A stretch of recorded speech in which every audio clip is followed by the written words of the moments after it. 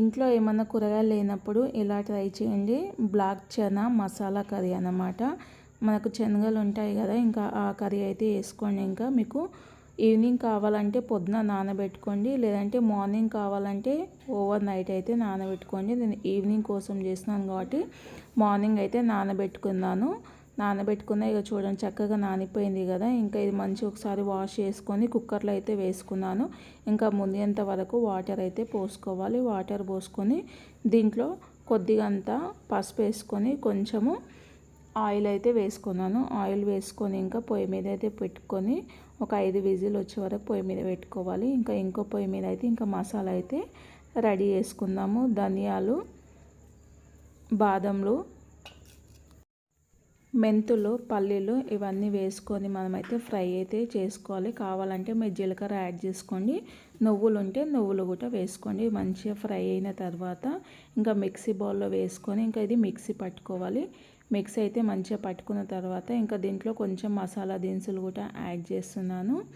కొద్దిగంత దాల్చిన చెక్క, ఇలాచి, లవంగాలు, మిరియాలు కూడా వేసుకుంటున్నాను. ఇవి వేసుకొని ఇంకా మిక్సీ పట్టుకొని పక్కనైతే తీసి పెట్టేసుకుందాము. ఇంకా అదే మిక్సీ బౌల్లో టమాటాలు అలాగే అల్లం వెల్లుల్లి కూడా వేసుకొని ఇది కూడా మంచిగా పేస్టులు అయితే మిక్స్ అయితే పట్టుకుందాము. ఇంకా పొయ్యి మీద అయితే ఒక గిన్నె పెట్టేసుకొని దాంట్లో అయితే ఆయిల్ అయితే పోసుకుంటున్నాను. ఆయిల్ పోసుకొని 2 బిర్యానీ ఆకులు వేసుకొని ఇంకా దాంట్లో కొంచెం అంతా పోపు దినుసు వేసుకొని ఒక 2 చిన్న చిన్న ఆనియన్స్ ఉంటే ఒక 2 ఆనియన్స్ వేసుకోండి. లేకుంటే ఒక పెద్ద ఆనియన్స్ 2 పచ్చిమిర్చి కట్ చేసి వేసుకోండి.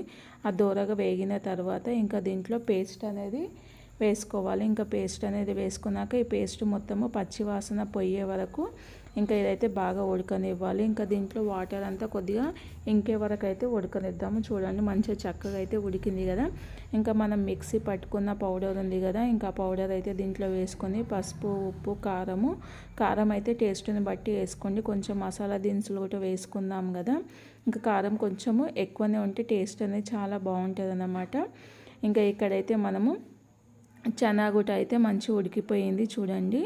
ఇంకా నేనైతే ఈ చనా ఇంకా దీంట్లో కొంచెం వాటర్ ఉంది కదా, అది మొత్తం అయితే కర్రీలో అయితే ఇలా గుమ్మరిచ్చేస్తున్నాను.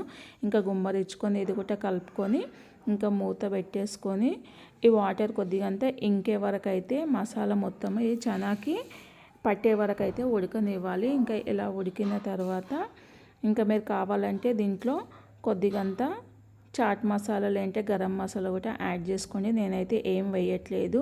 మరి నా వీడియో ఎలాగనిపించింది? నా వీడియో కనుక నచ్చితే ప్లీజ్ లైక్ చేయండి, సబ్స్క్రైబ్ చేయండి, కామెంట్ చేయండి.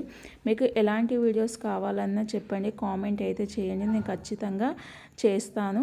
ఇంకా కర్రీ అయితే మంచిగా ఉడికింది. ఇంకా ఉడికిన తర్వాత కొత్తిమీర ఉంటే కొత్తిమీర వేసుకోండి, ఇంకా పుదీనా ఉంటే పుదీనా అయితే వేసుకోండి. ఇంకా వేసేసుకొని ఇంకా చూడండి ఇంకా పక్కన అయితే పెట్టేసుకోవాలి. ఇది చపాతీలో అయినా పరోటాలో అయినా వేడి వేడి అన్నంలో జొన్న రొట్టెలో తింటే చాలా బాగుంటుంది.